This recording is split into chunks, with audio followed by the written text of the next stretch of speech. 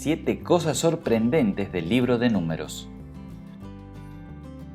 El libro de Números es el cuarto libro del Antiguo Testamento y sigue la historia del pueblo de Israel después de su liberación de la esclavitud en Egipto. A lo largo del libro encontraremos historias fascinantes y datos interesantes que quizás nunca hayamos considerado antes. Primero, el número de las tribus de Israel. El libro de Números se llama así porque comienza con un censo del pueblo de Israel. En este censo se enumeraban las tribus de Israel y el número total de hombres que podían ir a la guerra. Este número alcanza impresionantemente la cifra de 603.550 personas. Esto lo encontramos en Números capítulo 1, versículos 1 al 46. Este número es sorprendente por varias razones.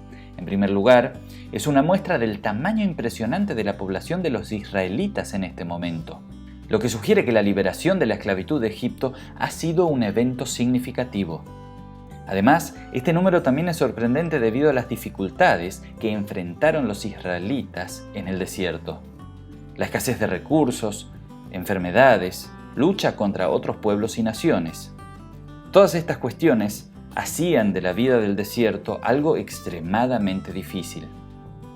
A pesar de todas estas dificultades, la narrativa de los libros de la Biblia pone el énfasis en el cuidado y la protección del Señor hacia su pueblo en estos momentos de dificultad. Segundo, el número 12. El número 12 se repite una y otra vez en todo el libro, desde el número de las tribus de Israel hasta la cantidad de panes que se ofrecían en el tabernáculo. En el libro de Números, el número 12 tiene un significado especial. Por ejemplo, cuando se envían espías a explorar la tierra de Canaán, se selecciona un líder de cada una de las 12 tribus de Israel, según Números capítulo 13, 1 a 15. Además, la porción de tierra que se asigna a cada tribu en la tierra de Canaán es también de 12 porciones, según leemos en Números 34, versículo 13. El número 12 también se usa para la construcción del tabernáculo. Por ejemplo, hay 12 panes de la proposición en el tabernáculo, que se colocan sobre la mesa de oro. Estos panes se cambiaban cada semana y representan a las 12 tribus de Israel, según leemos en Números 4, versículo 7. En resumen, el número 12, tanto en el libro de Números como en el resto de las Escrituras, representa al pueblo de Dios. Tercero, el orden de la marcha. El libro de Números también nos cuenta sobre la organización de los campamentos de los israelitas mientras estaban en el desierto. En el capítulo 2 de Números se nos presenta un plano detallado de cómo los israelitas debían organizarse en el campamento y cómo se debían mover cuando partieran hacia otro lugar. Cada tribu tenía un lugar específico en el campamento. Se les asignó una posición específica en el orden de la marcha cuando se movían. El orden de la marcha estaba diseñado para proteger al pueblo de Israel de los peligros en el desierto, así como para facilitar la gestión de la comunidad en movimiento. Las tribus más grandes y poderosas, como Judá, Rubén y Efraín, estaban situadas en la parte delantera y trasera del campamento, mientras que las tribus más pequeñas, como la de Gad y Neftalí, se ubicaban en el centro. Además, el campamento estaba organizado en forma de cuadrado, con el tabernáculo en el centro. Este diseño tenía un significado simbólico, ya que el tabernáculo era el lugar donde se encontraba la presencia de Dios. Esto simbolizaba de que Dios era el centro y el corazón de su pueblo. Cuarto, la nube y columna de fuego. El libro de Números nos cuenta la historia de cómo Dios guió a los israelitas en su viaje por el desierto, con una columna de nube durante el día y una columna de fuego durante la noche, según Números capítulo 9, versículos 15 a 23.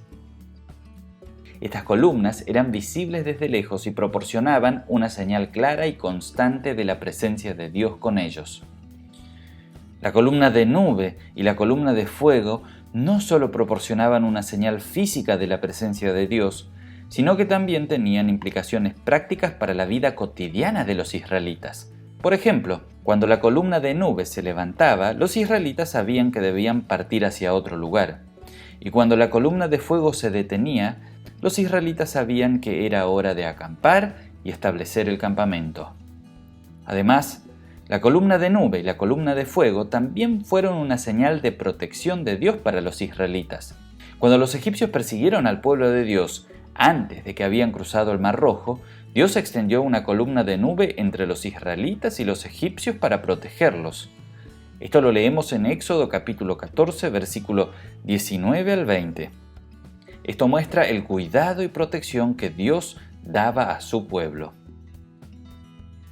Quinto, el Arca del Pacto. El libro de Números nos habla del significado del Arca del Pacto, un cofre sagrado que contenía las tablas de los 10 mandamientos y que era el lugar de la presencia de Dios. Este objeto era un recordatorio de la alianza que Dios había hecho con su pueblo. Por eso también se suele llamar cofre de la alianza, según leemos en Números capítulo 10, versículos 33 al 36 y Números 14, 44. El arca fue hecho de madera de acacia y cubierto de oro. El cofre del pacto u arca de la alianza contenía los siguientes elementos: las 2 tablas de piedra con los 10 mandamientos que fueron entregados a Moisés por Dios en el monte Sinaí, la vara de Moisés con la que realizó milagros delante del faraón de Egipto en el desierto, el bastón de Aarón, hermano de Moisés, el primer sumo sacerdote de los israelitas, el maná, pan que Dios dio a los israelitas en el desierto durante su travesía desde Egipto a Canaán.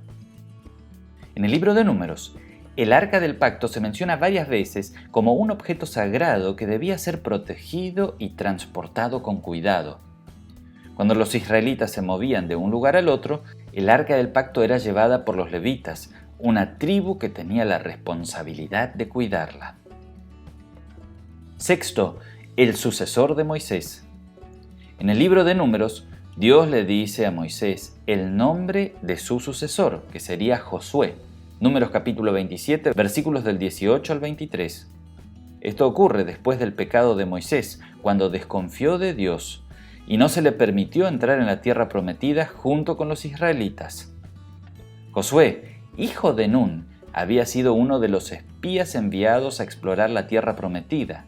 Moisés impone sus manos sobre Josué y le da autoridad para liderar al pueblo.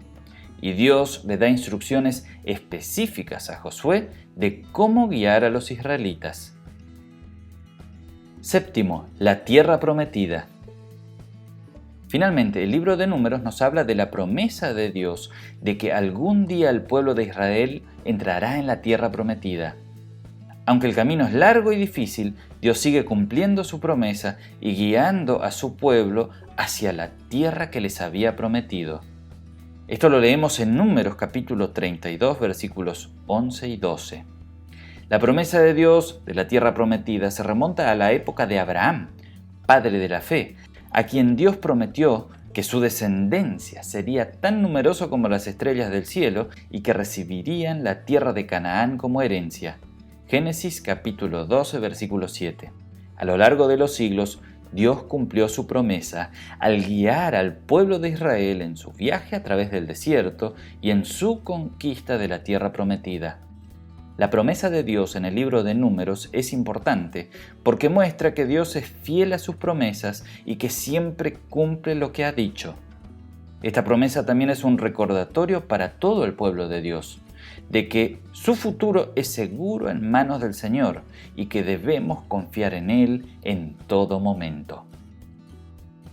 Estos son tan solo algunos puntos importantes del libro de Números. Si conoces otras historias sorprendentes de este libro, déjalos en tus comentarios. Si te gustó el video, no olvides de darle me gusta y suscribirte a nuestro canal para más contenido interesante.